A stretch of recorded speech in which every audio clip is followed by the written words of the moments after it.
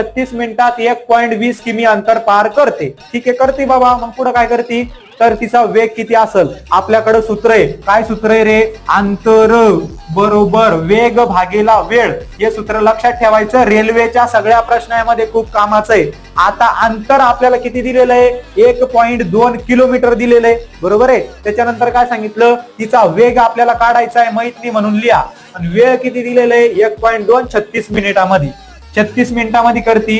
आता पोरा हो लक्षात ठेवा, इथं 36 मिनिटं दिलं, इथं तास दिलं. मग कधी तुम्हाला अशा प्रकारचे प्रश्न सोडवायचे असले तर काय करावं लागत असतं, युनिट सारखं पाहिजे. युनिट म्हणजे त्यांचं एकक, एक तर मिनिट पाहिजे, एक तर सेकंद पाहिजे, एक तर तास पाहिजे, एक तर किलोग्रॅम पाहिजे.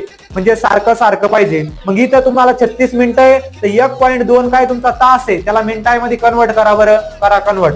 1.2 याला तुम्हाला कितीनं गुरावं लागणार आहे, 60 न